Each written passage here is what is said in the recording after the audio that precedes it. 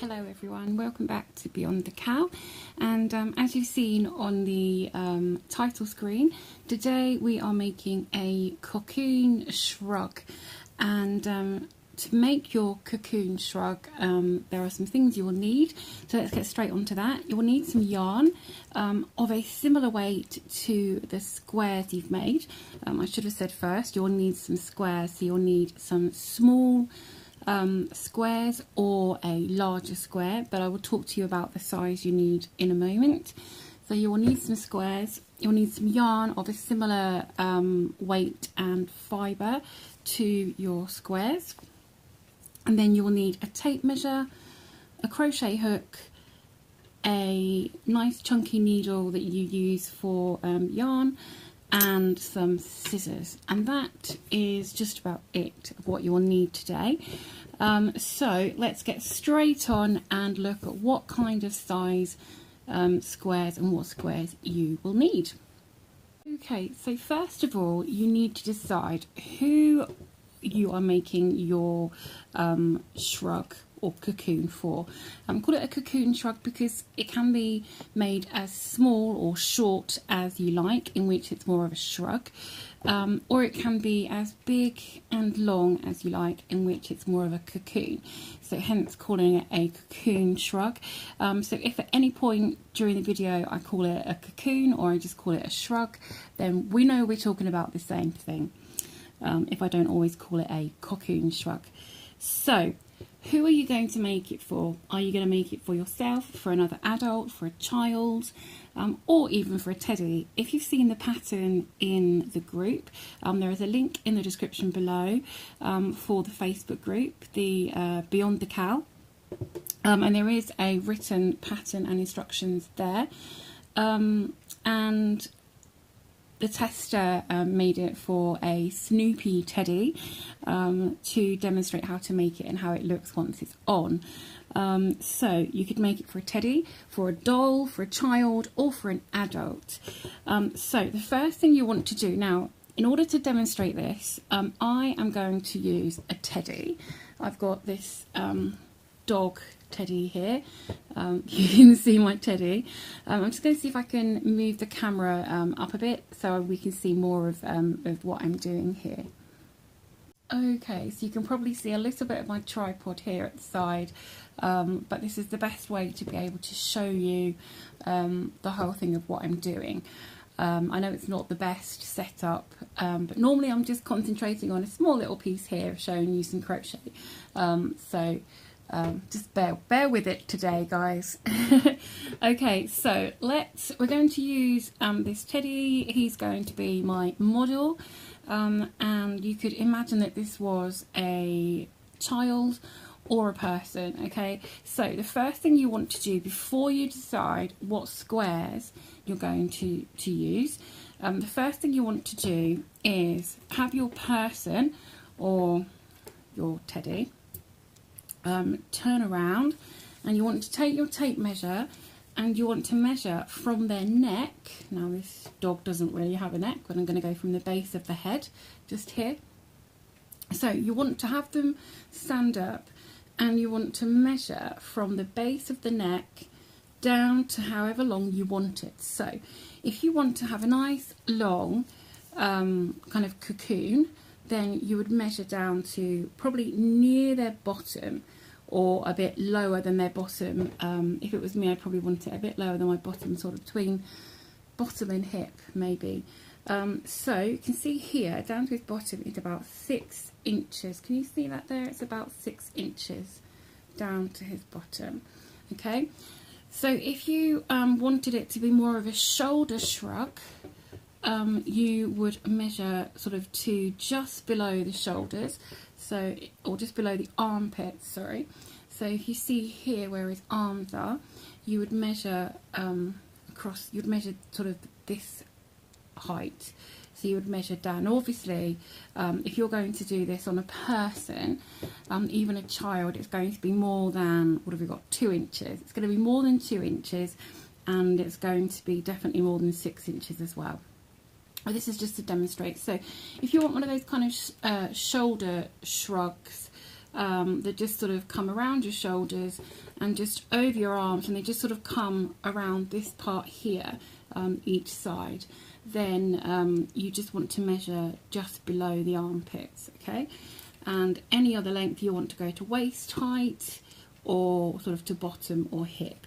So for this, it would be 6 inches, okay?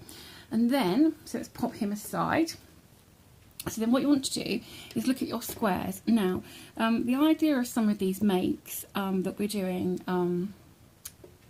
through this month and actually into next month too, is because last year a lot of us were involved in the 2018 Granny Square Crochet Along, and the link to that is in the description below as well. The link to the YouTube channel for that, and also the Facebook group, where there are 365 patterns plus for 6-inch squares. And then there are some bonus bigger squares as well. So the idea of these projects is that we can use some of those variety of those squares to make up some projects. So unfortunately, all I've got with me today are some fairly plain squares, but we made some pretty you know, gorgeous squares, ones with flowers on, ones with appliques on. We made some animals, we made some food, some gorgeous squares. And they were all around 6 inches. So what you would do, now let's imagine that, okay, so I've just grabbed my notepad here. So let's imagine that you've measured a child maybe, and they need a length of 12 inches, okay? Because if I do 6 inches, that's not going to really show you very well what, I know I was using this doggy teddy, but if I do 6 inches, it's not going to really demonstrate using more than one square. So let's imagine you've measured and your child or whoever you've measured was 12 inches from neck to their waist or hips, okay? So you've measured 12 inches, so let's write this down. So you've measured 12 inches, okay? I hope you can see that there. Okay, just brought you in a bit closer there. So you've measured that they are 12 inches. Now, the squares that you made are 6 inches, okay? So what you need is a square that is the height and width of what you've measured, okay? So 12 inches would be 2 squares wide, okay? It would be 2 squares wide, would be 12 inches, because they are 6 inches each, okay? So there we go, 12 inches almost, okay? So you would need 4 to make a square. So let me stagger these pink ones and pop these ones either side. Okay, so you've now got a square that measures 12 inches from top to bottom. Bring this tape measure in again. So you've got 12 inches from top to bottom and 12 inches from side to side.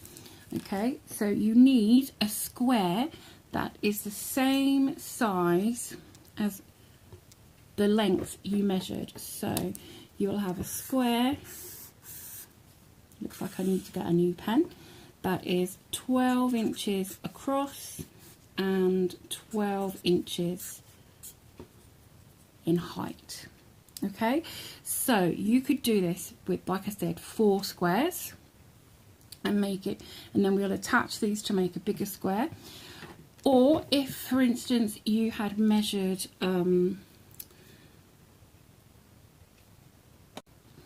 if you'd measured 18 inches, then 6 into 18 goes 3. So you would make this 3 squares wide by 3 squares high. Okay, so it makes 18 in height and 18 in width. So whatever, that's the only measurement you really need to take note of is the length. Okay, so measure how long it needs to be and then make a square of that size. Now, by either attaching your small squares together or If you don't have any small squares spare, or you don't feel like making small squares and then attaching them, you could just make one big square of that size. So you could do it in, this is the solid granny square, or closed granny square as it's sometimes known. And then this is the basic granny square, more open. So this one's going to be a little thicker and warmer. This one's going to be a little less warm, but still very, very warm once you get it made. This one's the willow square, which would give a nice feature to your shrug. And again, we've got another one of the closed solid granny squares.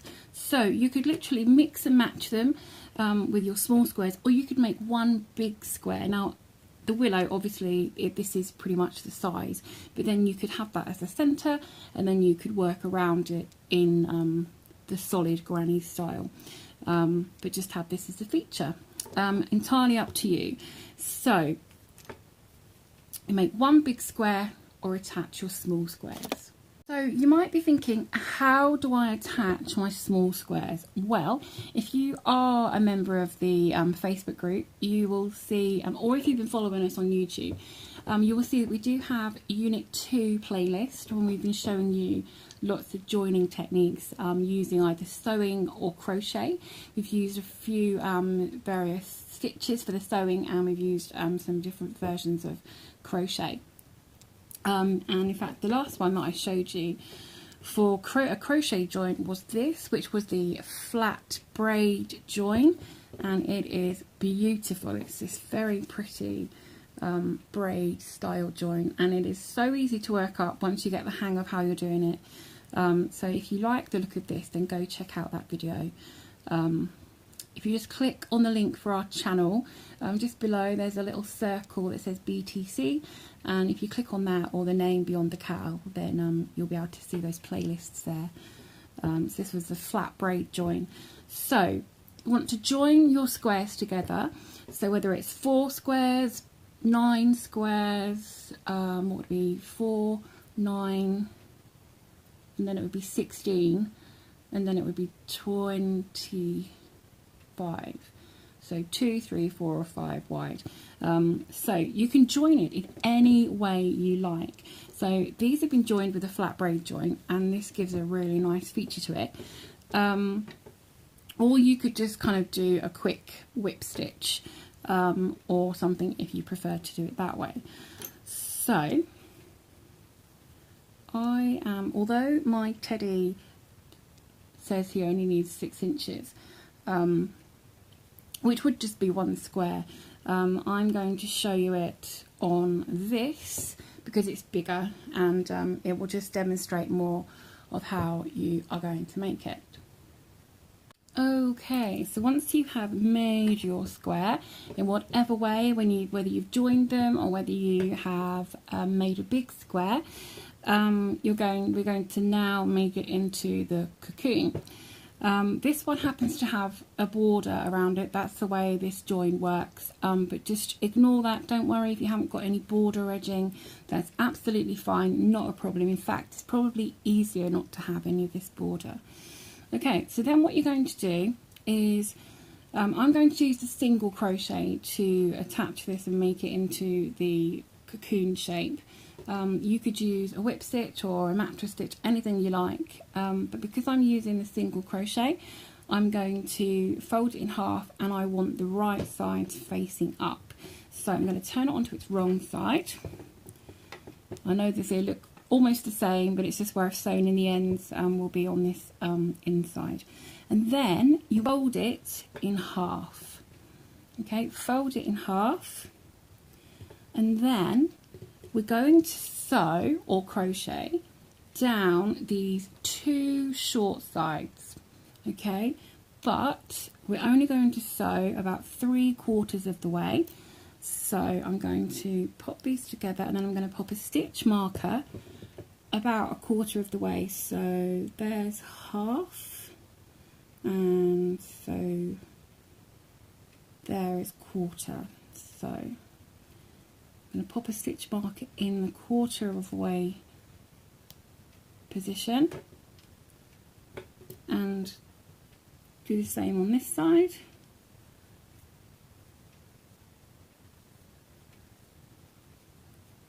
I've got this square in a different position, so I'm going to find my halfway, and then I'm going to find a quarter. There we go. So quarter is there. And just mark that so I know that I'm going to keep these parts open. Now, this quarter that you have open is going to be your armholes, okay? So what you might want to do is, when I show you how this makes the shape, you might want to try it on the person just to make sure it fits and they can get their arms through okay. You might want it, and they might want it a bit tighter, or they might want it a bit looser. So if they want it tighter, then you would move it further up to have a smaller hole. If they want it looser, you would move it down and have a looser, bigger hole. Okay, so what you're going to do when these parts are sewn, you'll then open it and it will come, it will be like this. Okay, and this, I know it doesn't look like it would make any kind of a garment, but it does, believe me, it does. I've made one for myself and it does work. So these are the armholes here. Now I might just make them a little bit bigger for myself. Okay, I've decided to just leave them as they are. I think I will get it on the teddy.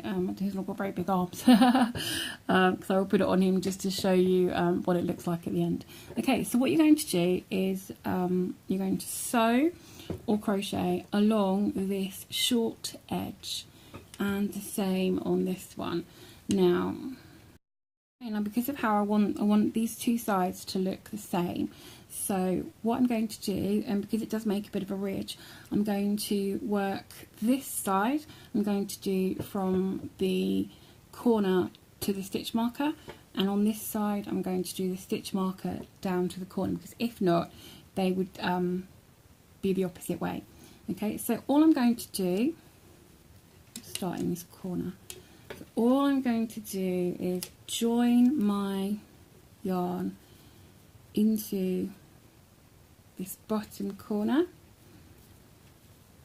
I'm going to go straight in with a single crochet.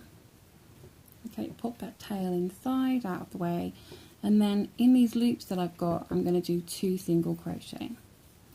But go by this, how the sides of your squares are, and decide what will work best. If you're doing single crochet, just decide how many you think you need in each stitch or space, or if you're doing something like the whip stitch or the mattress stitch, then that kind of speaks for itself of how you'll go back and forth with that. Or if you don't have a decorative edge like I have here, then you could do something like the chain join, which again, if you look at the playlist, the chain join is there, and that would make a really nice feature of the join. So you could check that one out and have a go with that too. So I'm just working these up. Obviously this is working up quite quickly because I only have a small square.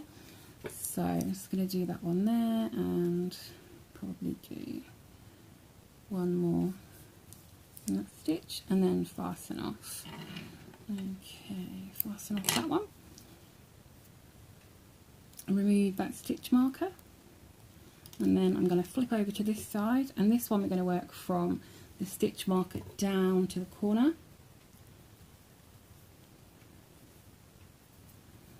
So just start that one.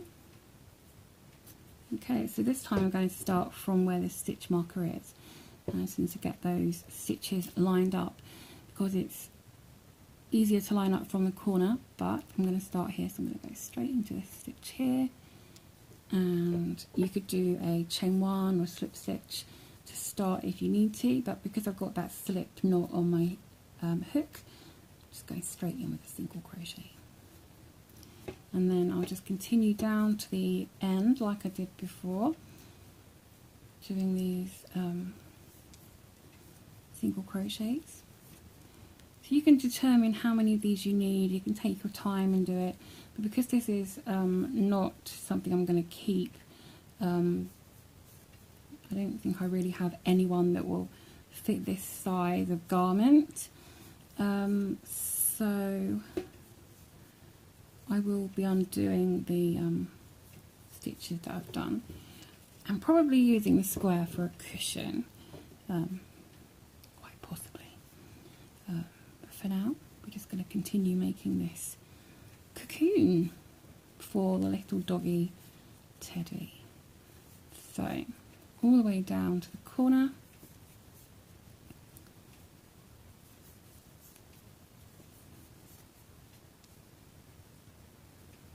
and finish how we started on the other side, fasten off, and now I can show you more so how it works up into our cocoon. So if I open this out now, put that in there, put that one in there, and this is our cocoon, basic cocoon, like so. You've got the armholes here. Now you might be thinking, but that's halfway down, like halfway down, how's that going to fit on a person? I'll show you now on the dog. Okay, so here's my dog teddy. What we're going to do is pop the arms through. Now, as we know, this is too big for him really. Pop the arms through, and then, so this is quite high on his neck, it's quite low, covers his bottom, keep his bottom warm. And you could just, if it is too high, you could just turn it back at the top. Just turn it back and have a sort of, I think it's called a shawl collar. Is it called a shawl collar? Just turn it back like so. And then there is the finished cocoon. And they are so cozy. They're so easy to make. You can, if it fits across the body, you can pop a button on, and then you could just crochet. Has a lot of natural holes in it, so you've got natural button holes. You can sew a button on and pop it over like so, and there would be a really, I was going to say cool, but cozy cocoon for him. Okay, now the other thing you can do, depending on who you're making it for, this is obviously a little big for that teddy. The other thing you can do, if you want it to be a bit wider, you've made it for someone who maybe isn't ever so tall, but maybe they're a bit wider, or they want it to cover more of their front, what you can do is, in any stitch you like, single crochet does work well for this. What you can do is down this outer edge is to make some border. So you can just do some single crochet rows just to make it wider, okay? It might look a bit odd when you try and lay it out like this, but believe me, it will work when you put it on to wear it, it will work. So you can just, if I fold this up, so you would just go along this edge all the way down, and then you would continue up this side, okay? So you don't have to have it laid out like this when you're sewing it, okay? You can just, when you're working the border, you can have it folded in half and just work around this open edge, making some border until it's made it wider. Okay, and the other thing are the arms.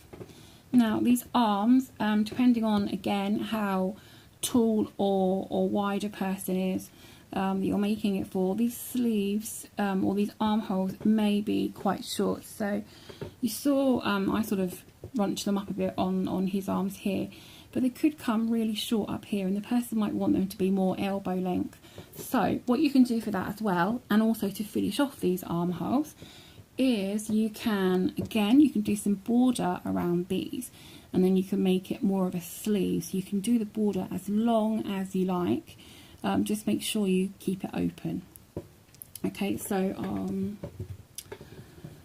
yeah, so you could just join your yarn in one at the end, and then you can work around. Make sure you're working on the right side of your work, on the front of your work. So start on the side that would be the front, and then work around and make that. And you can do it as long as you like to make that sleeve.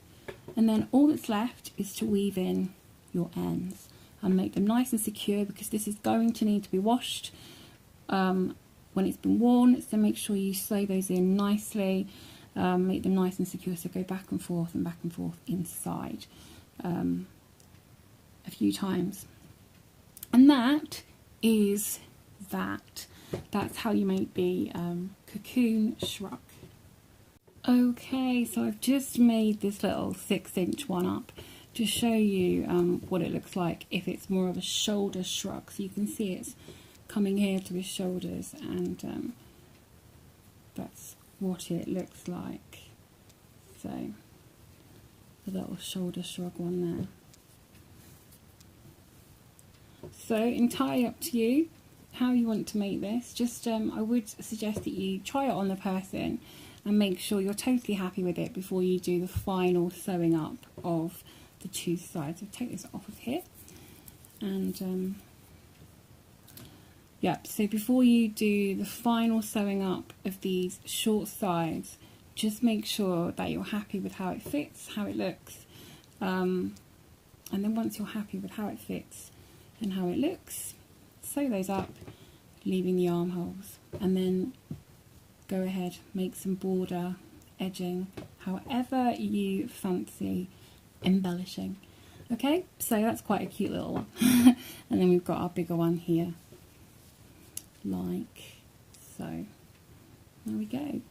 So I hope you found this useful and helpful, and you're inspired to have a go at making your own cocoon or shrug, and that somebody will be cozy on these nights. If you're anywhere near me, I'm in the UK, and it is getting colder every day, so one of these would be lovely right now.